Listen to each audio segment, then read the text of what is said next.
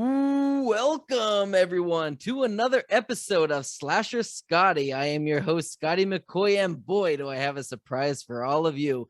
I have on Zoom with me right now Thaao Penghlis, and he plays on Days of Our Lives as the very amazing Andre DiMera and currently Tony DiMera. Hey Thaao, how you doing today? Well, firstly, I want to ask you, where did you get that title for slasher?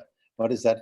So I am a big horror movie fan, and when I originally started the podcast, I was interviewing people from horror movies, like the classic 80s Friday the 13th, Halloween, and all that stuff. And that's how I started. And then I kind of wanted to branch out. My dad, who passed away last August, he mentioned to me, he's like, why don't you branch out a little bit? Why don't you reach out to some Days of Our Lives stars and all that? And you love watching Days and interview some other actors and musicians and authors. And I'm like, sure, why not?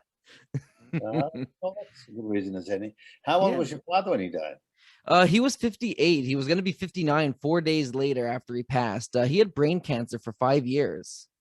Yeah. Oh, that's Yeah. sad. Yeah, it was tough, and his anniversary is coming up, and his birthday obviously is coming up. So yeah, it's a little hard. My mom's still not over it, and she's still having a hard time with it, and it's been a tough couple of years. Yeah.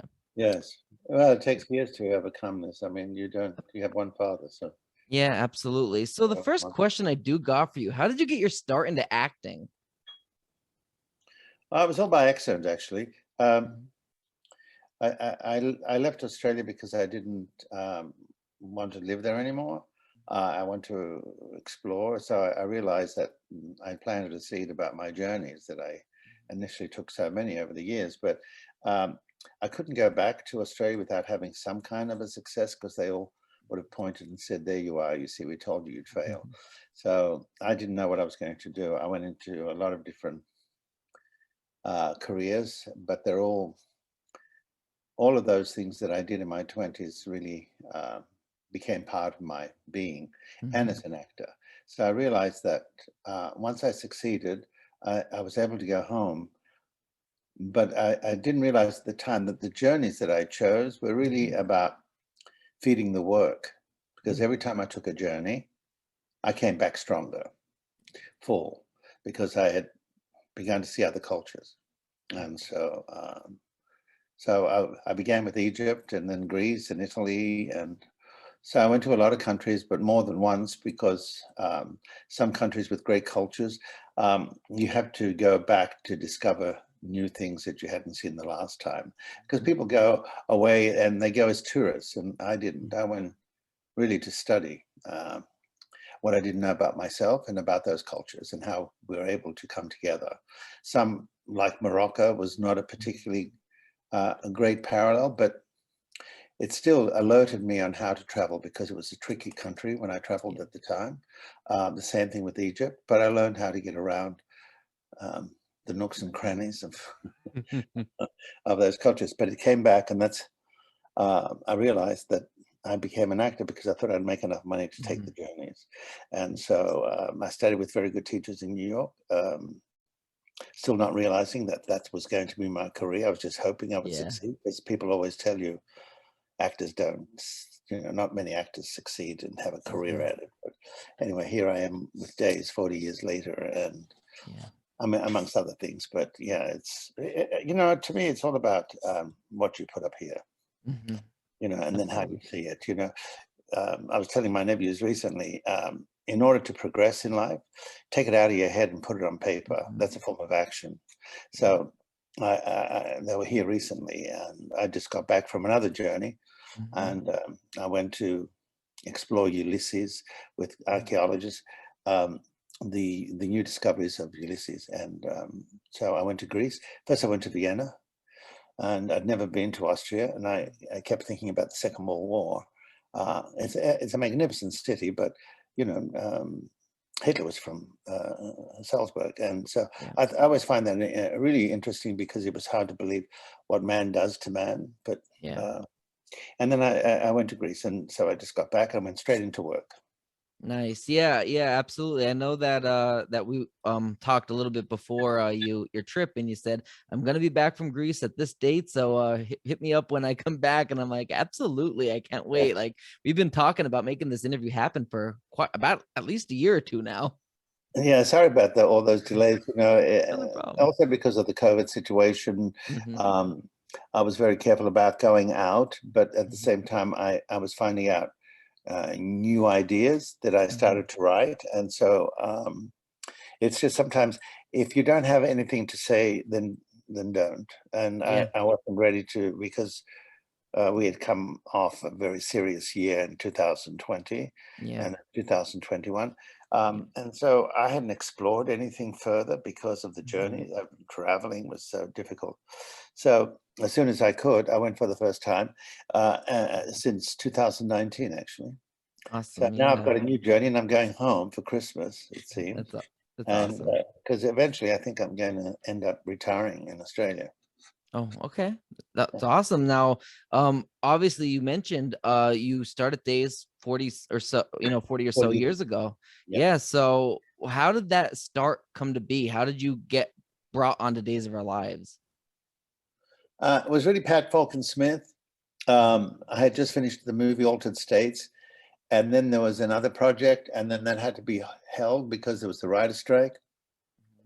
That lasted, actor strike, I should say, for nine months. Okay. So there's nothing but soaps available, and so somebody Mhm. invited me to meet with Gloria Monty. I auditioned for the Cassadines, didn't get it, but she remembered. So when the guy who got it, who was Dutch, turned out to be on the weaker side as an actor, she said, we need a stronger brother. And so that's how I was brought. She called me Nice. and I went in. But I was, the thing was, I was the only actor of those 30 actors who were there for that summer storyline of Luke and Laura that survived. And so she Mhm. said, she called me in the office and she Mhm. said, so what's it like to be the only actor who's going to survive this whole thing? We want you back. And I said, oh, okay, thank you. So I went out to Andre Lanzat, and he was in tears because he was just told by Gloria Monty, I can't use the language, but he said, but what about my fans? Mhm. And so she said, basically, screw your fans. And Mhm. that was it. And she Wow. was that cold. But then Pat Falcon Smith was moving on to Days of Our Lives. So she called me over, and so I tested with 4 other actors, and it was Gloria Loring who chose me as her partner on the show, and that's how it started. And it was Pat Falcon Smith that created the Castans and created the DiMeras. Nice, nice, absolutely. And the head honcho of the DiMera, Stefano DeMera, God rest Joseph Mascolo's soul. I So, mean, yeah, absolutely. What was it like working with him? well, we studied together at Milton Catsella's studio at the Beverly Hills Playhouse for a Mhm. number of years. And so they said, we're going to bring your father in. And I said, oh, I have an idea for an actor. And they said, who? And I said, Joe Mascolo. So they brought him in and he became my daddy. Nice. And so it was, I think that's why we work so well together, is because we came Mhm. from the same schooling Yeah, and interpretation of things, and also very professional, and uh, had a lot of passion. nice. It's not the same Yeah. today as we had. I always thought that the DiMeras, in contrast to the Hortons, is that you had the Anglo-Saxon look compared to the ethnic look. Hmm. And that's what brought clashes, because it was different. Yeah. The Hortons' passion was more in quietly expressed Right. or in their head, whereas the DiMeras, we were all over the place. I mean, we Yeah. just, and if I didn't behave, Daddy would slap me. So um, so it was great. But um, I miss him, Yeah. even though we have the portrait, and I had just done a scene um, talking to him, and Yeah. it's hard to believe he's gone. But Yeah. it was a hard transition for him. But he was a lovely actor to work with. He gave you back. Some actors don't pass the ball. He was one who did. Absolutely, absolutely. So I'll be going into one of my favorite storylines in a little bit, but before I get into that, and that's gonna maybe test your memory, we'll see. But I do have I want to know what your favorite storyline you were involved in that you were ever involved in. What was yours? The clown. The clown. Yes, because I don't know why. Just as an actor, not as a person, Mhm. but as an actor, it was always great to disturb others. It always gave me the upper hand because I had a lot of tricks up my sleeve. Yeah. Plus, I had been trained well with tone of voice and movement in my early years, and then it stayed with me. And so when somebody else would come on to work with Andre, I always saved some little secrets for the take. I never gave it all in rehearsal. So that always put me on the upper hand. So you've got to have all this because it's a fast process, and you have to understand the technique behind doing daytime. Absolutely. I know that I started watching days. One time I was home from sick from school, as the kids say, sick from school. Yeah. It was 1995, and I was maybe 6, 7, something like that. And I was watching. My mom was watching Days on TV, and it was the Marlena possession storyline with the devil. And I remember her turning into a panther that day, and I was like, oh my god, that's so cool. So my mom's like, do you want to watch it? I'm like, sure. So we watched it, and I'm like, I made her tape every episode back when we had VHS tapes. Made her tape every single episode, and that leads to my favorite storyline. Believe it or not, it isn't the devil possession, it's the Salem Stalker. Oh, I loved that storyline. why'd you like it? Obviously slasher Scotty. I'm a big slasher fan, and Marlena was the killer. She looked kind of like Jason at the hockey mask, and it was very suspenseful because we never knew who the next person was going to be. You couldn't believe it. Like, you had Abe, you had Roman, you had Maggie, Caroline, like all these bigger named stars were getting killed off. And I was always shocked and fascinated by that. And then they all turned up to be alive on Molossoin, New Salem backwards. That was the last minute thought. I don't think that was part of the plan. I think this writer wanted to get rid of a lot of the iconic actors so he could start it all afresh, a new days of our lives. But I don't think the fans would have stood for it. Yeah, I agree. Those who watch our show like the vets because in many ways we grew up with them. Yeah. And some, we influenced, especially someone who was iconic like Deidre Hall. A lot of women looked up to her because she was very stoic. She presented herself well. And each one, Anna was, beautiful. Anna was always dressed well and had a wonderful sense of humor. So each of those characters brought something to the canvas. And but it was. I remember Sasha's story because right after we'd finished, I went to Israel for the first time. Okay. And NBC sent me over there to also do an interview because Days was very big. And also because I had done Mission Impossible, and so Mission was very big in Israel as well. So when I was doing the interview, the woman said, "So who's the slasher?" And I said, "Oh, I can't tell you that." I said, "Well, wait there. How far ahead will this interview be?" And she said, "Oh, it's not for another 3 months." And I said, "Oh, okay. Between us, I can tell you." Silly me, believing this woman was going to be, ethical, says it to somebody, and then somebody else says it, and the next thing you know it's all splashed across the pages of magazines. And Thaao Penghlis admits that it's Deidre Hall is the slash or something. Well, I came back to NBC not knowing that I had created this chaos. James Riley was so upset with me that I revealed story. I was called up to the producer's office. I thought, oh, maybe this is the end. And I went up, and he said, "How could you have gone and told them who the story, how it ends, and who's the killer? How could you have done that to us? Were you, because you were leaving the show at the time, were you trying to ruin Days?" I said, "Do you think I went all the way to Israel to ruin Days? Are you serious?" I said, and I told him the story. So he slapped my hand, and that was it.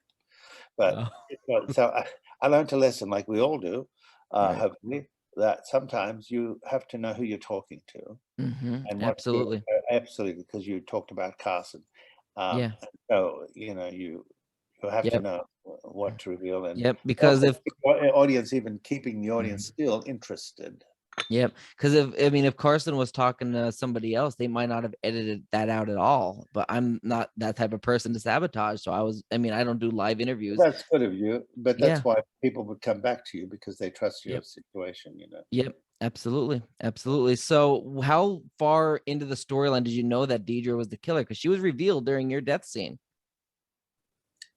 When you're called up, you always know that there's a problem when the producer calls you up to his office, and then suddenly he presses a button on his desk and the doors close behind you. And I went, "Oh, this is ominous." I said, are we having a problem? Yeah, we have to kill you off. We're going to kill you off. The thing is, I was killed off such tragic ways. It was never like I went up the stairs and disappeared, like some other actors have. No, Yeah. I had to get the spike through my heart. I had to be attacked by the lion. You know, it was all those things, and it was all. And I'm going, someone doesn't like me, I think. But anyway, I came back and after that, but it was. It's not an easy thing to die that many times, and then Right. after a while, you're going, you know what? It's just story, and you know that you come back like I have, and so Yeah. each writer has a different interpretation, and but you know you just adjust to those things. Yeah. As an actor, you know you don't. Yeah. Oh, And as but we know, everybody on days, if they die, they don't stay dead. well, you know, they say I started that, you know, and I hate now that people say, oh, they're not really dead on days. Right. Well, sometimes they are, Yeah, you know. that is true. I mean, Don't really take that for granted. yep. I That mean, kind I mentioned Paige, the character Paige, who's played by True O'Brien. She never came back, So there are no, some people that stay dead. Um, yeah. Regarding Horton the Tiger, I mean, he was the one that attacked you. Now was that I'm assuming that wasn't a real tiger. I'm assuming that was CGI. All I remember is there was a tiger in the Oh, studio in a cage. oh, Uh, interesting. so having to be attacked by it, um, I can't tell you how they did it. I'd like to Right. keep the illusion, no Yeah. matter how it was. But oh my God, to have, you know, they've got the camera right in your face and you're seeing these claws coming down. It was not an easy sequence. Mhm. They never are those, especially with Mhm. James Riley. They're always a spectacular. You know, it was a circus, like the time when they were going to Mhm. during the time of the circus. I stepped out, and they had all this blood in a big bucket above me, 40 feet above. And when I stepped out, that was going to pour down on my head and my body, and it was the blood of then the tiger would attack. Mhm. Well, what they realized was if that blood came pouring down from 40 feet below, that hat would have cut my ears off. So just as we were about to shoot it, a voice screamed out, "Don't move."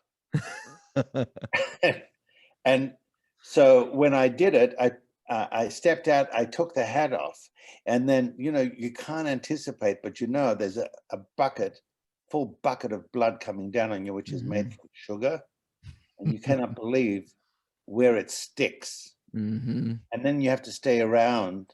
It was the most uncomfortable 8 hours that I ever Yeah. had. But what you didn't see in the scene was, as I stepped out with the blood, I slipped on my ass. I've done that a few times in my life. But anyway, that was one of the things that took place, and I had to get up again and Nice. redo it. Oh wow, that's crazy. So we know that Abigail Devereaux was just killed off on the show. Marcy Miller obviously left the show. So what were your initial reactions when you found out that this legacy character was going to be killed off? You know, it's interesting with her, one of the loveliest actresses I've ever worked with. Very talented, very attractive woman, and just has such humility, Mhm. and all those qualities is what makes her such a good actress. Yeah. Um, and I decided one day that as Andre, I needed to show my heart because I was always so dark or Mhm. shadowy. So I thought I'd choose her. I thought she would be the good character. So when I did scenes with her, I became a little closer, a little more open with her. I didn't realize that then Ron I'd heard, has said that she needs to kill someone in her unconscious state when she was going through that All About Eve sequence. Yeah. And he says, the one that she would hurt her the most is to kill Andre because they were so close. And I Yeah. thought, isn't that interesting? The thing I chose as an actor to bring me close and show my character more Mhm. deeply is the thing that got me killed. Right. So I saw her last night. Um, I have a picture here. I should show you a Nice. photograph Yeah, uh, absolutely. of last night with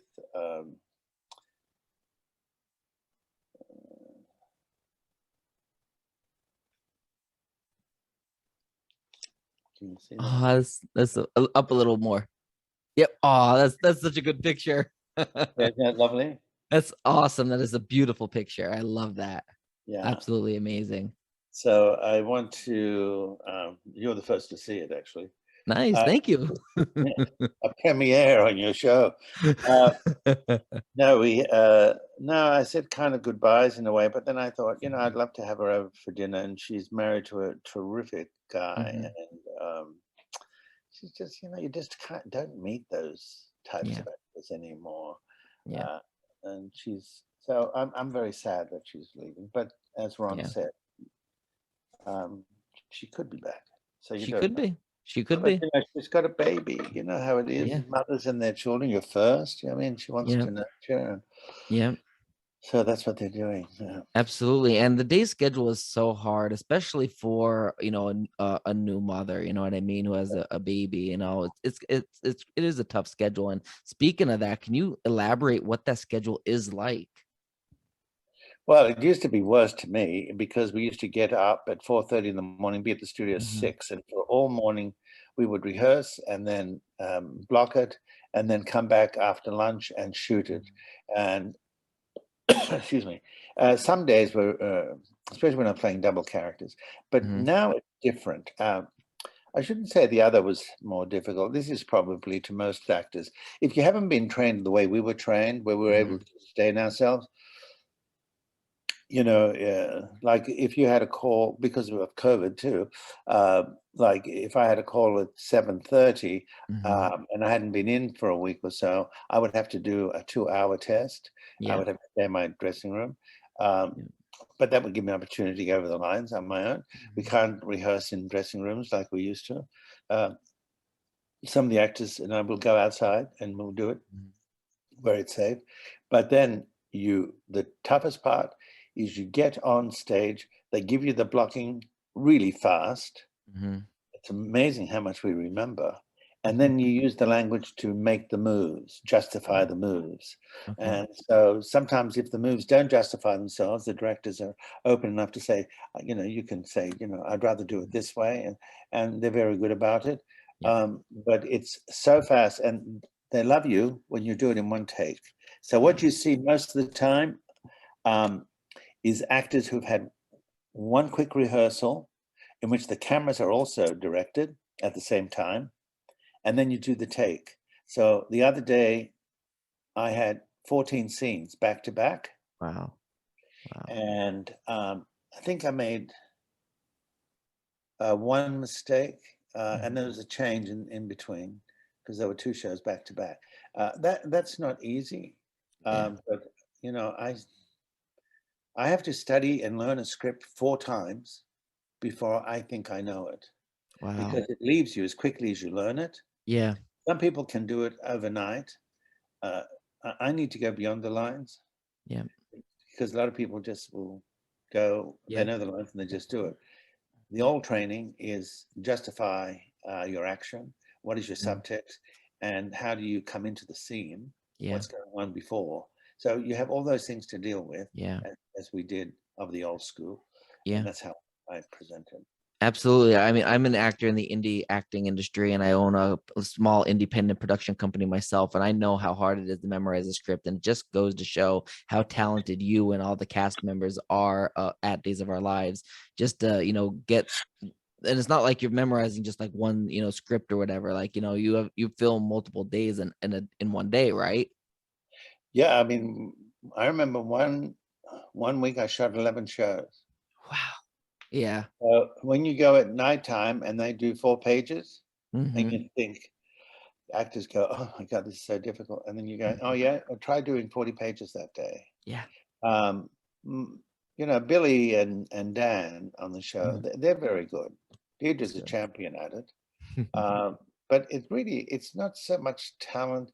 Certainly, the talent is how you execute it, Yeah. but the talent is not about memorization because that's like a muscle. Yeah. You expand the memory, and therefore Mhm. you collect your lines. The talent lies in the way you take it off the page, and then Absolutely. you express it. And so you you don't want to be in routine because Hmm. actors after a while get in routine, so they think they're enough. Yeah. And to me, if I'm not crazy about the scene, you also say, well, what am I gonna wear for this scene? What would Right. be a good color on the set, So Dan and I, who plays EJ, we had some big scenes the other day, and both of us, I realized we're both Australians, and so we both went back and forth, and he's very easy to work with. Nice. He's a lovely guy, but we're all different DiMeras. I mean, Yeah. you look at all the different types.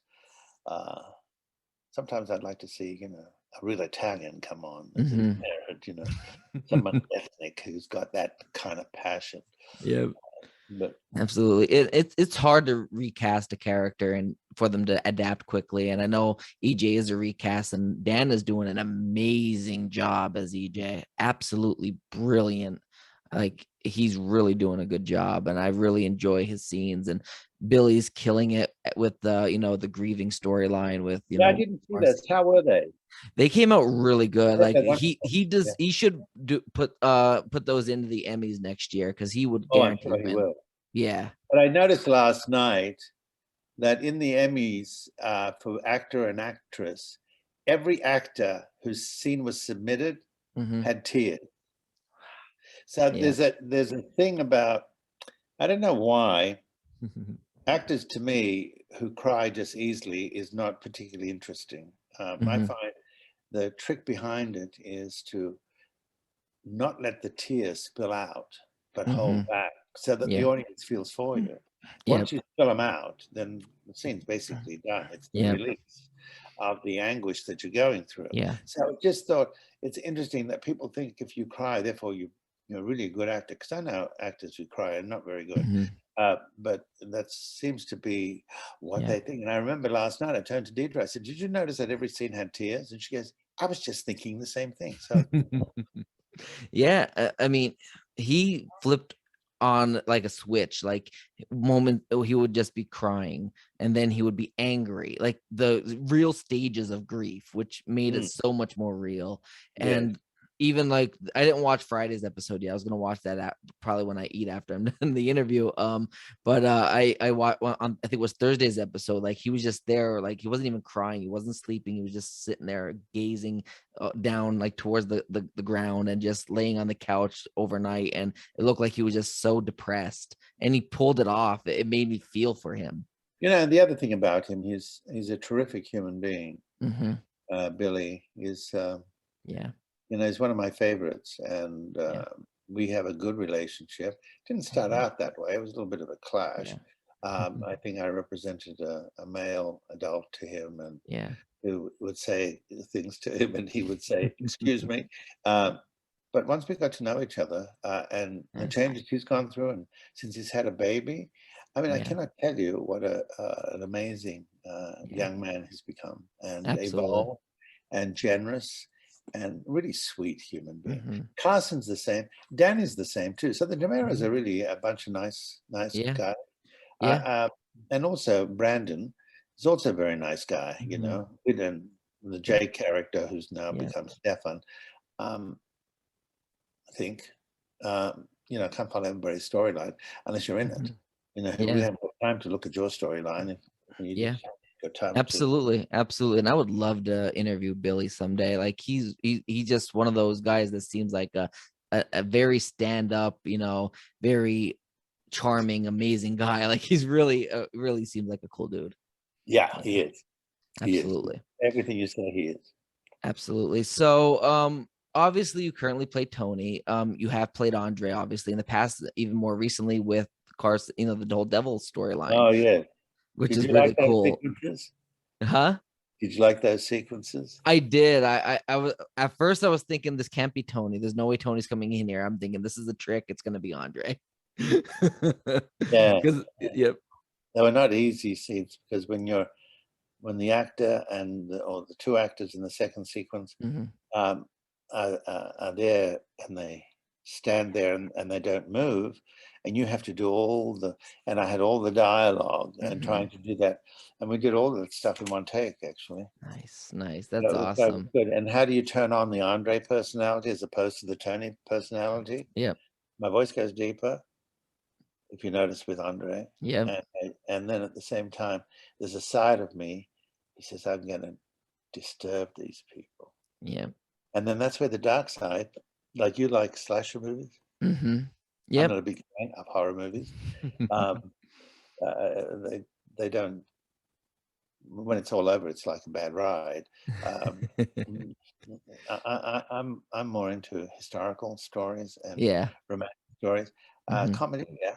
But I just once I got into the uniform that I consider the costume of the Yeah. for the actor, uh, then suddenly something turns. I don't know Mm-hmm. what it becomes, but it's Machiavellian, Yep. and at the same time, you've got some tricks up your sleeve that's going to scare the daylight out of them. Whether you have or not, you Right. have to use that as subject. And so that's what I do. So it's the voice, the manipulation of the voice and the attitude is what makes the differentiation Mm-hmm. of the two. Absolutely. And that was actually my question, was how do you kind of go from Tony to Andre back to Tony? Like, how do you do that? Well, I And thought the hardest one was when Deidre was having a dream, and in the dream was Christian Alfonso and myself, mm-hmm. and then Andre came into the picture, and then on either, it was like the old days. Andre Mm-hmm. was on one side, Tony was on another. And Mm-hmm. how do you shoot all the Andre stuff first, and then you turn around and change, and then you shoot the Tony stuff. Right. But what's coming at you is not Andre so much; it's the stage manager reading the lines. Mm-hmm. So that to sustain the intention is very difficult. Yeah. And so the first thing the fans are going to do is, oh, that's the same person. I'm Mm-hmm. glad that over the years the fans have, the audience has believed that these are two Mm-hmm. different men. You know, Absolutely. Absolutely. And I know obviously you're not allowed to give any information away of what's to come I've because learned my lessons. yeah, we already know that. But do you have any teasers for when you return to Days? Like any hints, any one word of like cryptic messages for what A lot of viewers can. times I'm sorry, I didn't interrupt. A lot of the times when Tony was off the canvas or Andre, it's because they died. Mm-hmm. Um, I used to say, why can't I go upstairs? Just like Susan Hayes and Bill Hayes, they go upstairs and they disappear for a while. So now Ron has me and Anna going away on trips. And I thought, oh, because when we come back, we're exhausted, or Anna's complaining about the flying or whatever it is, that she goes through. But that's where we were. I said, oh, that's where we were. Okay. And where did we go? Zurich. Oh, okay.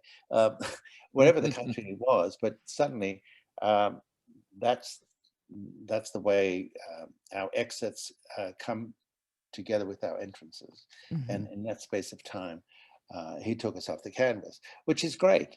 Mm-hmm. Because after all these years, it's kind of nice to be fresh when you come back. Yeah.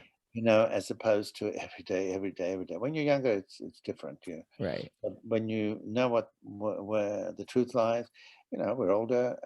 You don't respond as quickly sometimes. You're not as inspired, and that's why, Right. when I took these journeys, I said that is the trick to it all: is go and see how other people live, and bring back that within, Yeah. and express it through the character I'm playing. Nice. Absolutely. That's amazing. And Leanne, she just cracks me up.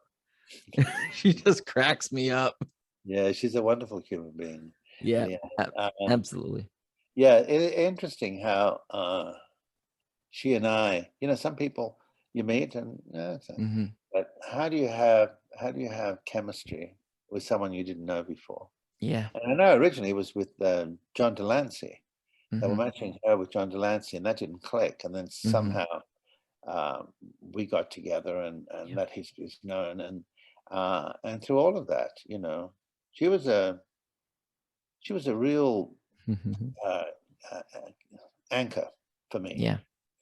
Because I would always get irritated with things or agitated. But I use that for the scene. Sometimes I'll set up Mm-hmm. myself to be agitated and then use that in the scene. So sometimes you don't even realize that you create your own subtext without even planning it. Absolutely. So It's wonderful. absolutely. So the last question I do got for you is basically about you. Do you have anything you'd like to promote to the listening and viewing audience? Well, I've got something in the works that looks really good, and I've got my podcast that I recorded, 4 segments. It's a trilogy I'm doing. Um, it's called The Lost Treasures, and it's about walking. I'll give you an idea.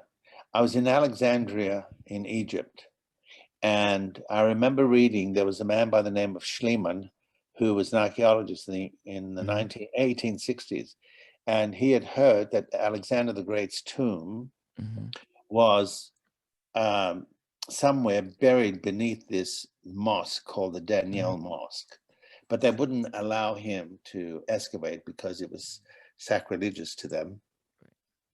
So I thought, when I went to Alexandria, I said, I'm going to go and look at this mosque. So I went in, and the gentleman who was the keeper of the mosque said to me, because it was a 19th century mosque, he said, how can I help you? So I gave him $20.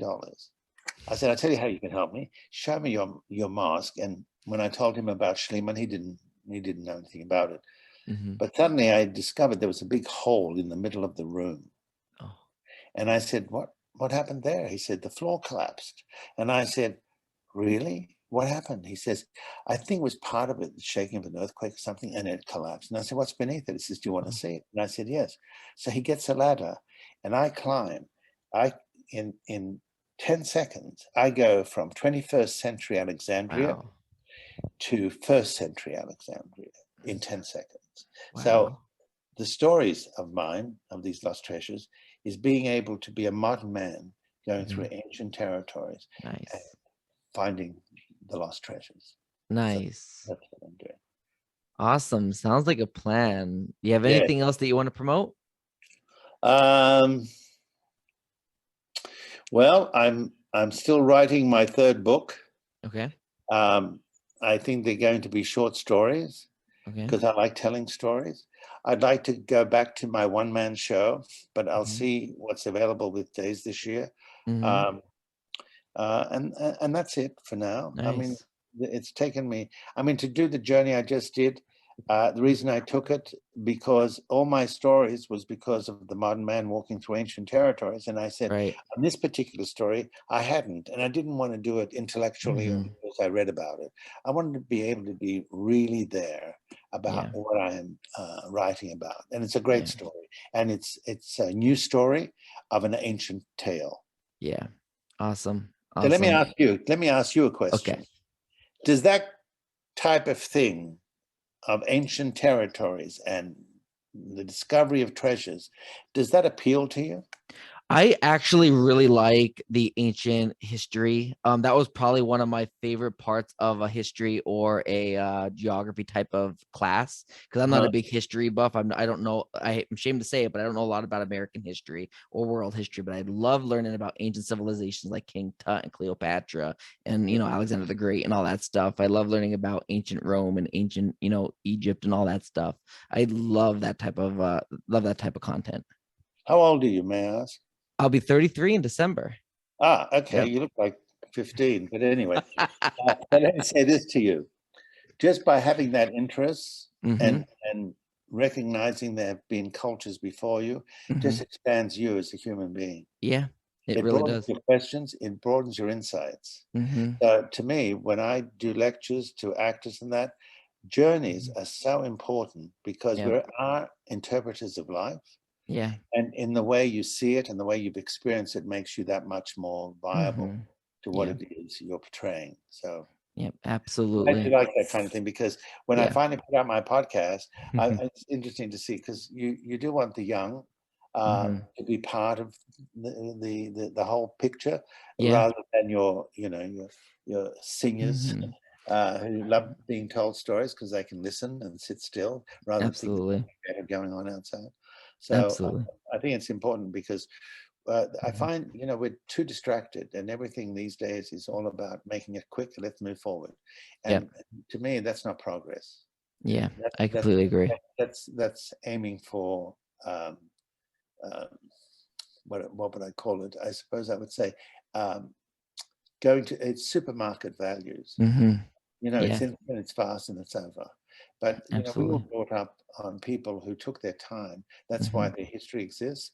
That's why these landmarks of our business exist, Mm-hmm. because people took time. We're fortunate, but those who just run over it, because I showed a group of young actors Lawrence of Arabia, Right. greatness, and their comment was, it was a bit slow. Mm-hmm. And that tells me that their mind doesn't have the patience to see life evolving, because Mm-hmm. life's long until it gets short. Yep. But when you look at that, you have to understand there are stages of life. And so, Yes. and that's Absolutely. very important. And Because it's funny that you you said have that to, and it's funny that you said I'm almost 15, that I look like I'm 15 because I was at Applebee's last night, and I got a cocktail and they they carded me. oh, I see. I'm thinking I'm I'm in my 30s and I'm getting carded. Good. Well, listen, stay young, stay fresh, stay young, but Absolutely. Well, I thank you so much, thank you. Thaao, for Okay. joining me today. It's really been an honor. I'm a huge fan of yours. Check out Thaao. He has been back filming at Days, so check him out on Days of Our Lives, NBC. Check your local listings. I thank you again so much, Thank you. Thaao. It's been an honor. Me too. Thank you Yeah, very you much. have a great rest of your day. You too. All right. Bye-bye. Bye.